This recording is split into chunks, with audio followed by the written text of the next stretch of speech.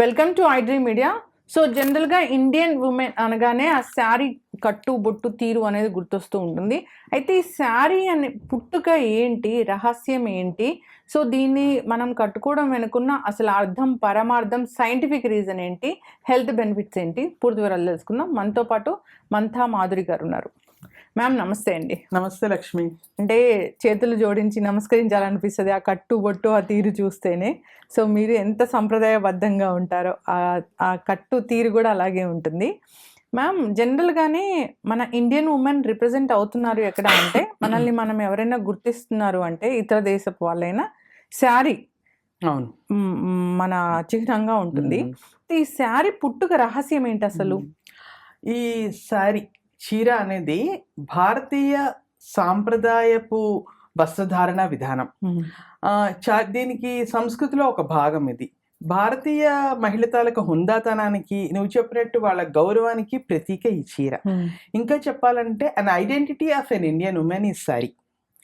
ఇక ఈ దీని తాలూకు పుట్టు పూర్వతరాల్లోకి వెళితే సాటిక అనే ఒక సంస్కృత పదం నుంచి సాడి అనే పదం వచ్చిందని, తర్వాత భాషలు తెలుగు, తమిళ్లో చీరని, రకరకాలుగా ఈ కోక్ అని, ఈ ఎవరికి రీజనల్ లాంగ్వేజ్ లో వాళ్ళు దీన్ని పిలుచుకుంటూ ఉన్నారు. అయితే ఈ చీర అనేది మన ఇండస్ వ్యాలీ సివిలైజేషన్, సింధులోయ నాగరికతలో కూడా ఈ చీర ఉంది. అప్పటి తాలూకా చిత్రాల్లో ఈ ఆడవాళ్ళు ఈ నడుం చుట్టూ ఒక ఏకవస్త్రం ధరించే వాళ్ళని. సాటిక అనే సంస్కృత పదం ఉంది. దాని అర్థం ఏంటంటే ఒక పొడుగైన వస్త్రము లేదా ఒక వస్త్రపు ముక్క అనేది దాని అర్థం. అయితే ఈ ఇండస్ వ్యాలీ సివిలైజేషన్ లో కూడా మహిళలు ఇలాంటి వస్త్రాన్ని ధరించారని అక్కడున్న మన చిత్రాల ద్వారా తెలిసిందట.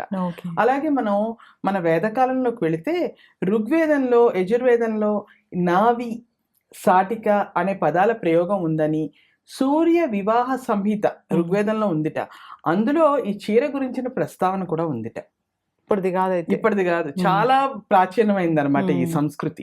అలాగే మనం గుప్తుల కాలంలోకి వెళితే చంద్రగుప్త టైంలో గ్రీకు రాయబారి మెగస్తనీస్, మనం చిన్నప్పుడు చదువుకున్నాం కదా, అతను ఇండికా అనే పుస్తకం రాశాడు.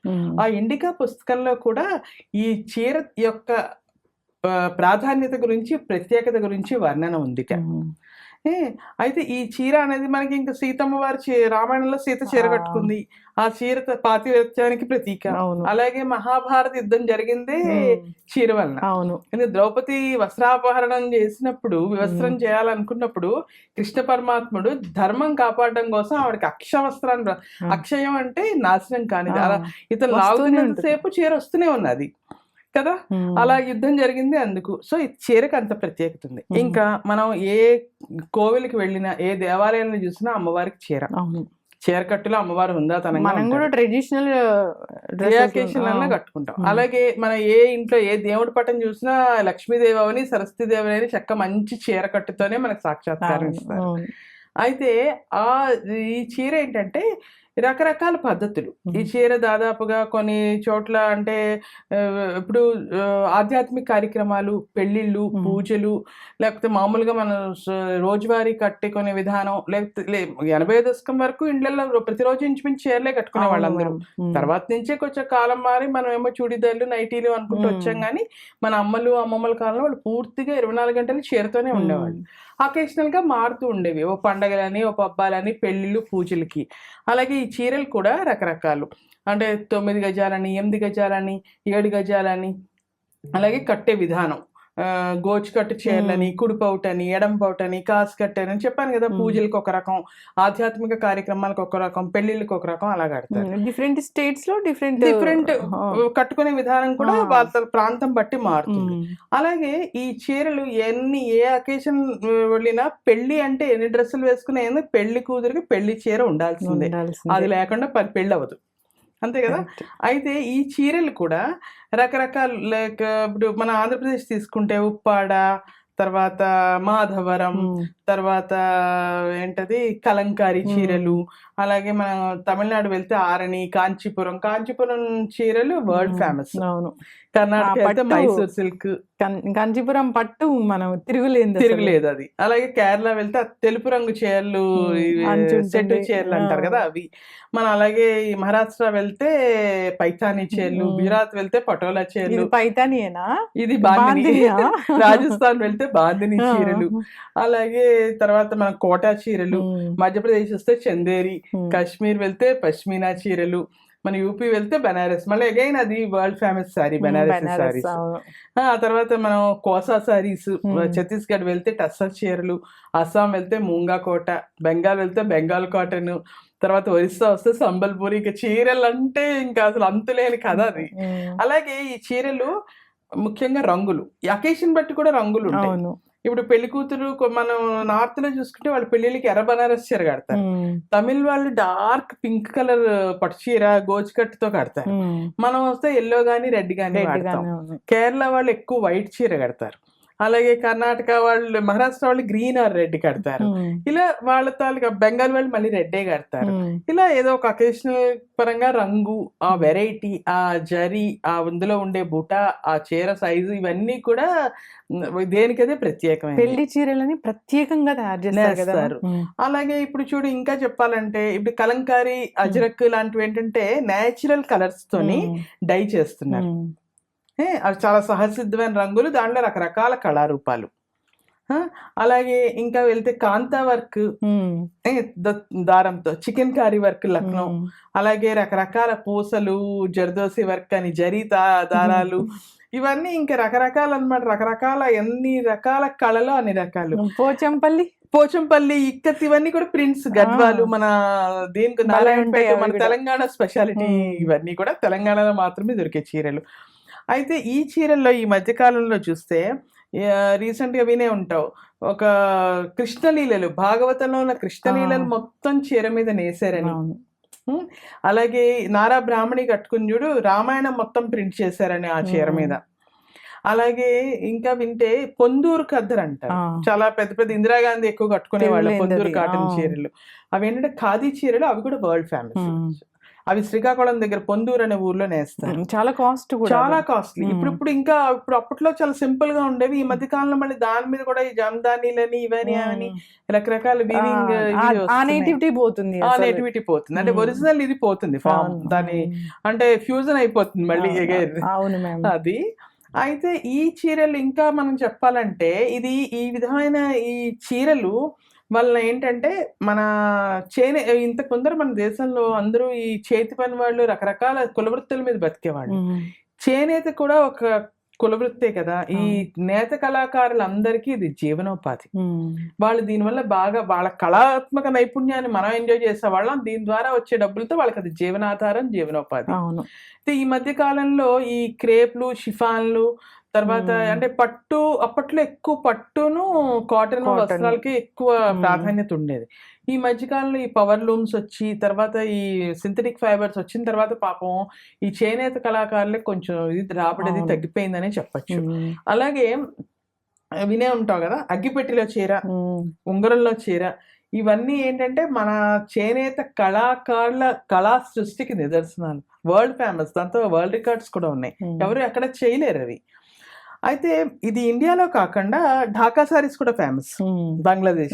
చెప్తే ఇండియాతో పాటు పాకిస్తాన్, నేపాల్, బంగ్లాదేశ్, తర్వాత శ్రీలంకలో కూడా చీరలు కట్టుకుంటారు. అలాగే అంటే ఎగ్జాక్ట్ గా చీర అని చెప్పను కానీ, చీరకి దగ్గరగా ఉండే వస్త్రధారణ గ్రీక్ ఏన్షియంట్, ఇప్పుడు కాదులే, గ్రీక్ ఈజిప్టుల్లో కూడా ఉండేదట అది. ఇంకా మనం వేస్తే ఇప్పుడు ఈ చీర విషయానికి వస్తే, మన ఇండియన్ ఐడెంటిటీ చీర, నో డౌట్. అంతర్జాతీయ వేదికల మీద చాలా చోట్ల చీర కనిపిస్తుంది మనకి. ఎవరైనా మన ప్రైమ్ మినిస్టర్లు, ప్రెసిడెంట్లు అక్కడికైనా ఫారెన్ వెళితే వాళ్ళని రిసీవ్ చేసుకోవడానికి వచ్చిన వాళ్ళు చీరలు కట్టుకుని వస్తున్నారు. అలాగే మన ఎవరైనా విదేశీయులు కూడా చాలా మంది మన భారతీయ వస్త్రధారణ ఎస్పెషల్లీ చీర మీద మహా ఆకర్షణ వాళ్ళకి. అందుకే వాళ్ళు చాలా మంది చీర కట్టుకోవడానికి ఉత్సాహం చూపిస్తారు. వాళ్ళు ఇక్కడ వచ్చిన మన ట్రెడిషనల్ మనం వదిలేస్తున్నాం కానీ వాళ్ళు మన ట్రెడిషనల్ అటైర్ లో కనిపిస్తారు. చీర, జాకెట్, పట్టు చీర కట్టుకొని లక్షణంగా బొట్టు, గాజులు అన్ని పెట్టుకొని బాగుంటారు. ఇంకా చెప్పాలంటే మన తాలూకా Air India air hostess dress కూడా చీర. మన అంటే చెప్తున్నాను కదా, ఎక్కడికి వెళ్ళినా మన తాలూకా అంటే స్త్రీ తాలూకా పరిపూర్ణతకి ప్రత్యేక చీర అని చెప్పచ్చు. చీర కట్టుకుంటేనే స్త్రీ రూపంగానే ఏదైనా పరిపూర్ణమైనట్టు. ఇక ఈ చీరలు, రకరకాల చీరలు వాటి ఇప్పుడు అంటే ఈ చూడమ్మా ఎన్ని ఋగ్వేద కాలం, అంతకాలం సింధులోయ నాగరికత అంటే ఎంత పాతది. అప్పటి నుంచి ఇంతవరకు ఎన్ని వేల సంవత్సరాల్లో కాలానుగుణంగా ఎన్ని మార్పులు చెంది ఉండొచ్చు. అయినా కూడా ఏవో చిన్న చిన్న మార్పులు. ఫస్ట్ లో ఏంటి, చీరని 2 భాగాలుగా ధరించేవారట.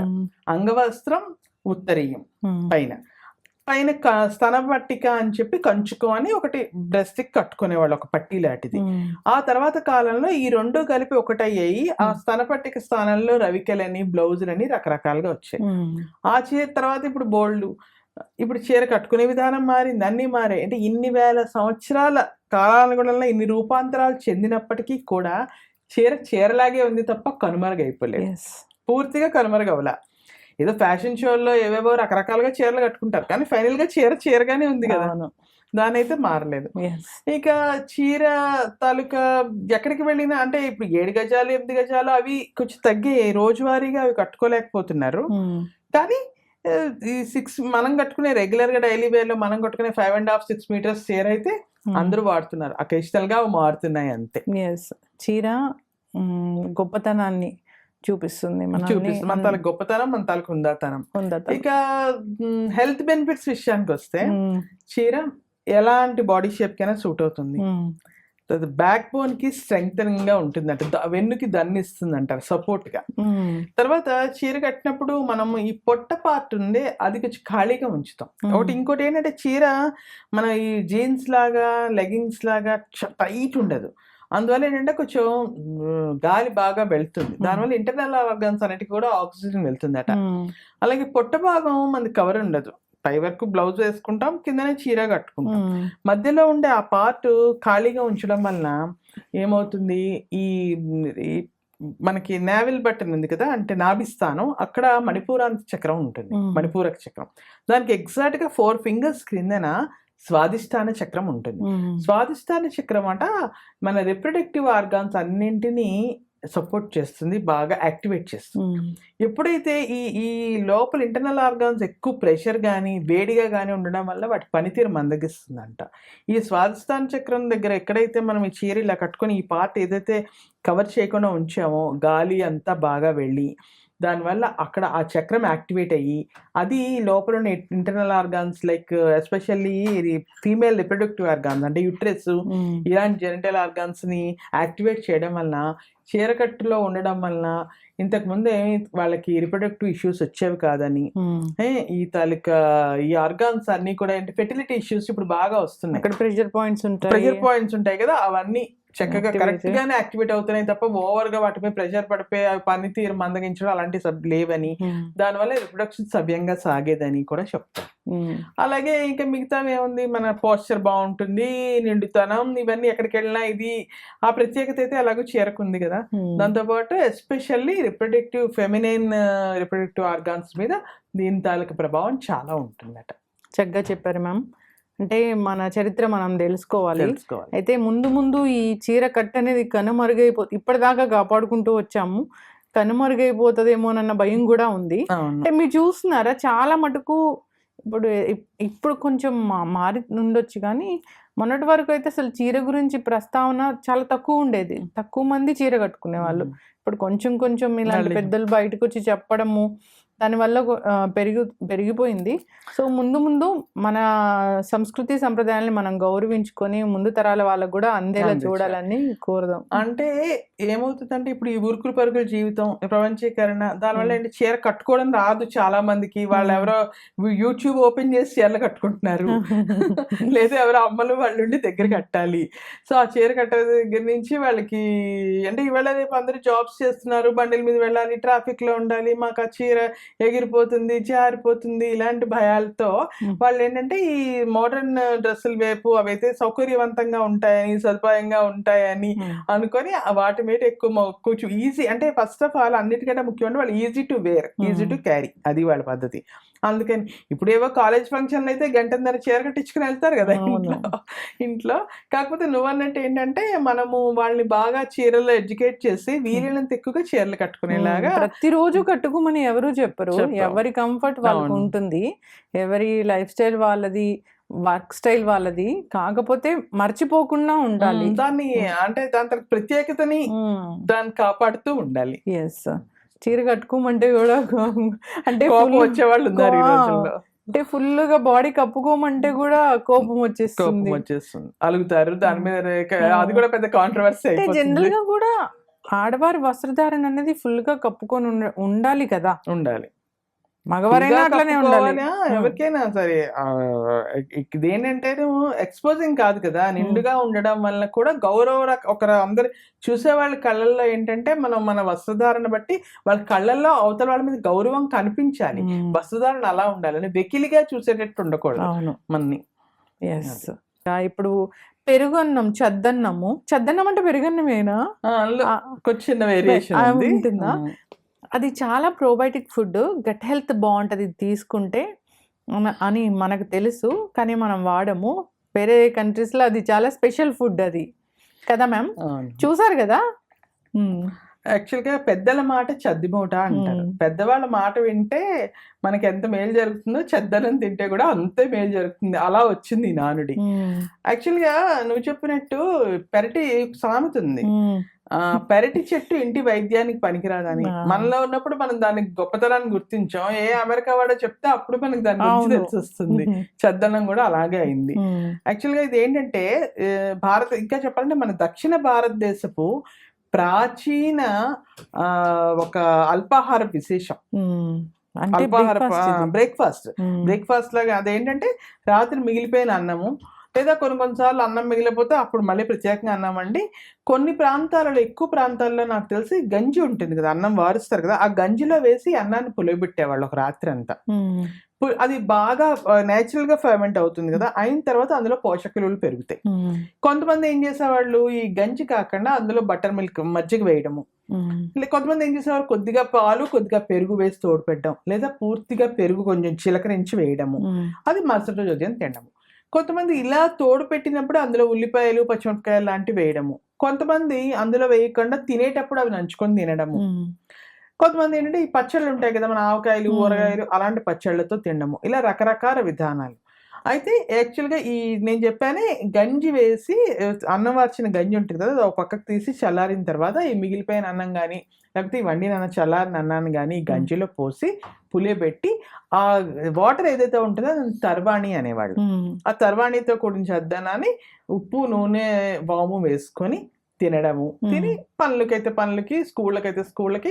నాకు తెలిసి 80 దశకం వరకు, అంటే లేట్ 80s వరకు నాకు తెలిసి తినేవాళ్ళు అందరూ ఇది గంజితో ఈ చల్దనం. ఇది గంజితో అని బటర్, అంటే వాళ్ళ ప్రాంతాలు బట్టి కొంతమంది గంజితో చేసేవాళ్ళు, కొంతమంది బటర్ మిల్క్ తోని, కొంతమంది పెరుగు వేసి, కొంతమంది అందులోనే తోడు సగం పాలు సగం పెరుగు వేసి తయారు చేసేవాళ్ళు. అయితే ముఖ్యంగా ముందు ఈ చద్దన్నం మొదట్లో చాలా విరివిగా ఉండేది. ముఖ్యంగా దక్షిణ భారతదేశంలో ఈ వాడకం బ్రిటిష్ వాళ్ళు వచ్చిన తర్వాత ఈ బ్రేక్ఫాస్ట్ కల్చర్ మొదలైంది.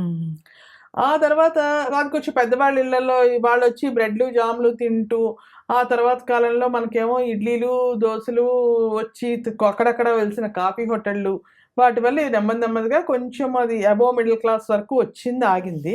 Lower middle class and middle class వాళ్ళు లేట్ 80s వరకు తినేవాళ్ళు. తర్వాత కాలంలో ఈ గల్లీకి వచ్చిన టిఫిన్ బండీలు, ఈ కార్పొరేట్ స్కూల్స్ వాళ్ళు మేమే బ్రేక్ఫాస్ట్ ఇస్తాము, మేమే లంచ్ ఇస్తామని చెప్పడము, ఈ ఆఫీసుల వాళ్ళ టైమింగ్స్ కూడా మారిపోయి ఉదయం 6 గంటకి ఇంట్లోంచి వెళ్ళిపోవడము, దూరం అవని, లేకపోతే వాళ్ళ టైమింగ్ షిఫ్ట్ సిస్టమ్లు అవని, లేకపోతే ఏ సాఫ్ట్వేర్లు అవని, వీటన్నిటి వల్ల కాలక్రమేణా చద్దన్నం మరుగున పడిపోయి పూర్తిగా ఆ స్థానంలో ఇడ్లీలు, దోశలు, ఉప్మాలు. ఆ తర్వాత కాలంలో బాగా గ్లోబలైజేషన్ అయిన తర్వాత ఈ వాళ్ళ దీన్ని ప్రమోట్ చేసుకోవడం కోసం ఈ కెల్లాగ్స్ ఓట్స్ ఇవి అవి అన్ని వచ్చి మొత్తానికి ఫైనల్ గా చద్దన్నం మీద చిన్న చూపు తయారైంది అందరికి. చద్దన్నమా అన్నట్లు. అబ్బా చద్దన్నమా అని అదేదో చేయకూడని పనిలాగా మొహం పెట్టి అదే ఇడ్లీయో దోశ అంటే ఎగురుకుంటూ తిని ఇంకా బయటకు వెళ్ళి ఈ మధ్య కాలంలో లాస్ట్ ఒక 10-15 అంటే 2000 తర్వాత ఇంతకు ముందు ఎప్పుడు ఫ్రైడ్ ఫుడ్ మార్నింగ్ తినే అలవాటు లేదు. ఈ మధ్య ఈ గల్లీలో ఈ స్ట్రీట్ ఫుడ్స్ వచ్చిన తర్వాత మైసూర్ బజ్జీలు, పుణుకులు, బోండాలు ఇవి కూడా మార్నింగ్ తినే అలవాటు కూడా స్టార్ట్ అయింది. మార్నింగ్ బ్రేక్ఫాస్ట్ లో లేవు. మార్నింగ్ బ్రేక్ఫాస్ట్ లో అల్లికి ఫ్రైడ్ ఫుడ్ అనేది లేదు. అది నాట్ గుడ్ ఫర్ హెల్త్. డాక్టర్లు అదే కదా ముట్టుకుంటున్నారు. ఉదయం ఫ్రైడ్ ఫుడే మంచిది కాదు. దానితో తెల్లవారుతూనే అంత డీప్ ఫ్రైడ్ ఫుడ్ ఏమిటి? స్టీమ్ ఫుడ్ అయితే చాలా వరకు బెటర్. ఇడ్లీ మంచిదే, చద్దన్నం ది బెస్ట్. మనం చద్దన్నం చిన్న చూపుతో ఇడ్లీ దోశలు వరకు, దోశ ఇడ్లీ ఉప్మాలో మళ్ళీ ఇడ్లీ బెస్ట్, ఎందుకంటే స్టీమ్డే కదా. దోశలు అంటే కాస్త నూనె వేయాలి, టైం టేకింగ్ అన్ని రకాలుగా. ఇంకా ఉప్మాలో కూడా కొంచెం నూనె, నెయ్యి అన్ని పడతాయి కాబట్టి ఇడ్లీ ది బెస్ట్. తర్వాత కాలంలో వచ్చి ఏకంగా బోండాలు, బజ్జీలు, పుణుకులకి వెళ్ళాం మనం. పూరి అది మరి చెప్పద్దులే, పూరి వడలు అల్టిమేట్. ఎప్పుడో ఒకసారి అంటే పర్లే కానీ డైలీ బేసిస్ మీద తింటే మరి కొలెస్ట్రాల్ అంటే మనం మరి ఈవినింగ్ అనేటప్పటికి పిజ్జాలను బర్గర్లకు వెళ్ళిపోయాం కదా. సో మార్నింగ్ వడలను పూరీలకు వచ్చాం అనమాట. ఎప్పుడు తినాలని ఇప్పుడు టైం మరి అప్పుడు ఇప్పుడు 2 సార్లు అవ్వదు కదా. అవి ఈవినింగ్ లేకపోతే డిన్నర్, లంచ్ కి అవి వచ్చేసాయి, రిప్లేస్ చేసి పడేసింది మొత్తం మన దీన్ని అంతటిని.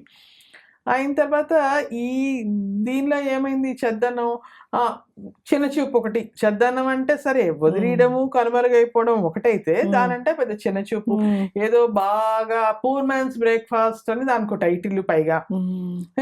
అందుకని ఎవరో లేని వాళ్ళు, కాని వాళ్ళు పాపం గతి లేక చద్దన్నం తింటారులే అన్న ఒక భావన ఏర్పడిపోయి జనాల్లో చద్దన్నం కంప్లీట్ గా నెగ్లెక్ట్ చేస్తాం మనం. ఇప్పుడు పూర్ మ్యాన్స్ బ్రేక్ఫాస్టే మనం ఖచ్చితంగా తీసుకోవాలి, గట్టి హెల్తే లేదు. అందుకే ఇది ఎప్పుడైనా చేతులు కాలేకే కదా ఆకులు పట్టుకుంటాం ముందర పట్టుకోగా. అయితే ఏమైంది, మనకి ఉన్నది మనకు తెలియదు కదా. ఇప్పుడు అమెరికన్ న్యూట్రిషన్ అసోసియేషన్ వాళ్ళు చాలా అధ్యయనాలు చేసి, రీసెర్చ్లు చేసి ఫైనల్ గా ది బెస్ట్ ఈస్ చద్దన్నం అని చెప్పిన తర్వాత అప్పుడు మనం కళ్ళు తెరుచుకున్నాం అనమాట.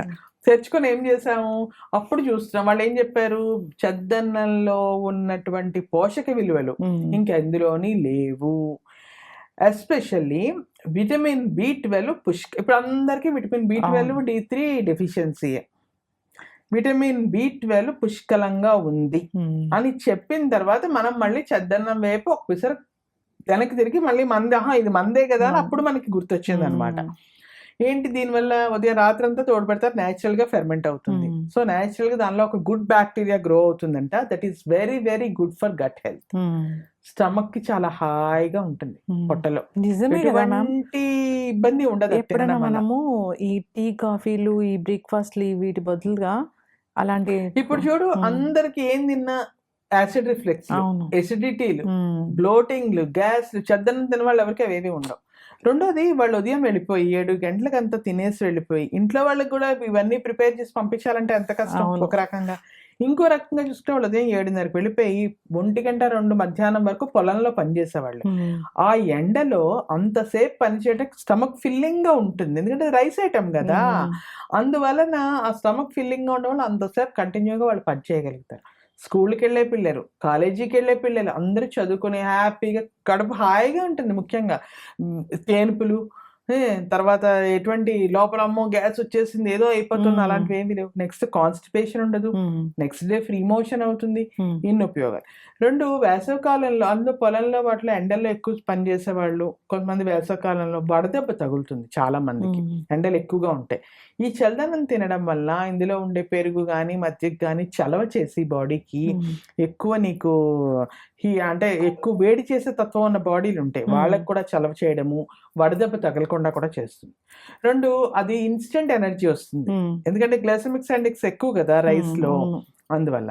నెక్స్ట్ ఇప్పుడు ఏమైంది వీళ్ళు చెప్తున్నారు కదా, అండ్ ఇప్పుడు ఎస్పెషల్లీ వెజిటేరియన్స్లో విటమిన్ B12 పుష్కలంగా ఉండే ఫుడ్స్ తక్కువ.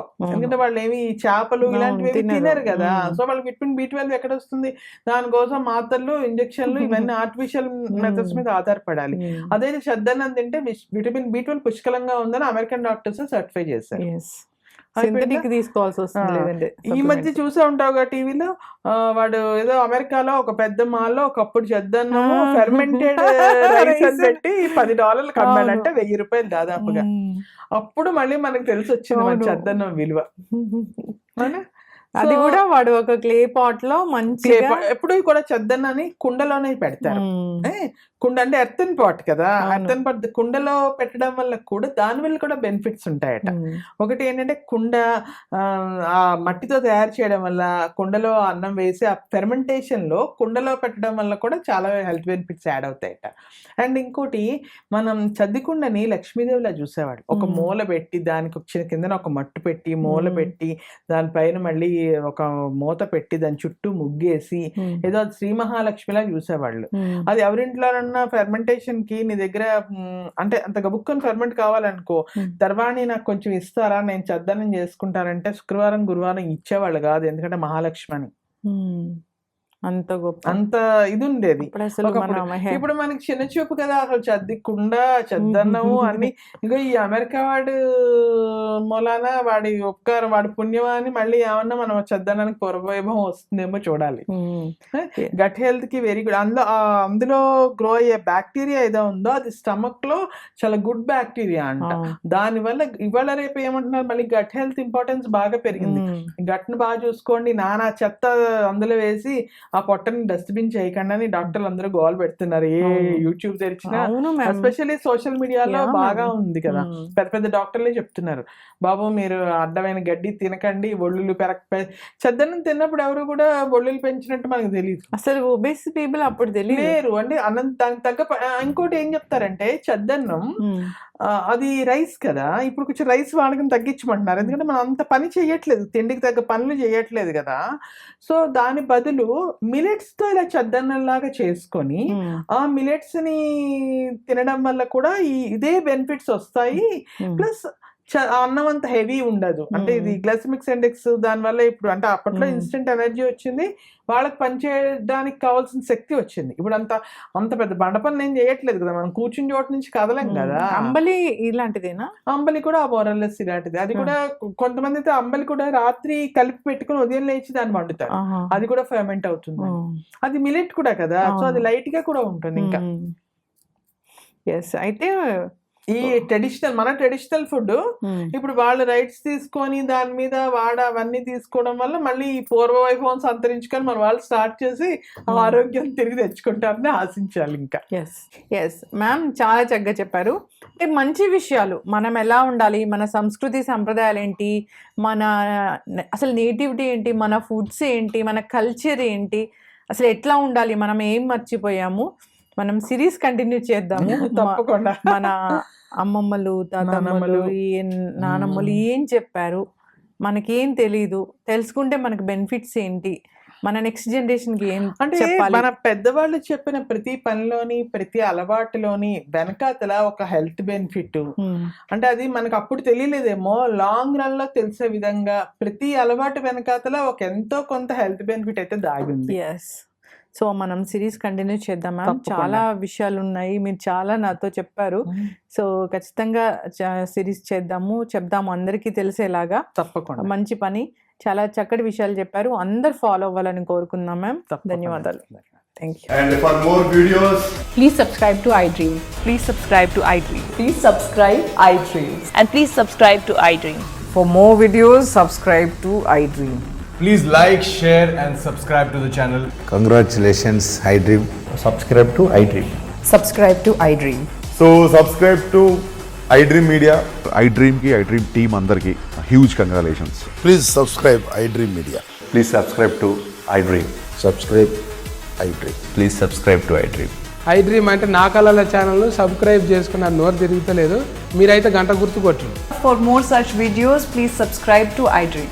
Subscribe to iDream. Please subscribe to iDream. Please subscribe iDream Media. Please do subscribe to iDream. Please subscribe to iDream Media. For best entertainment and information, please subscribe iDream. And don't forget to subscribe to iDream.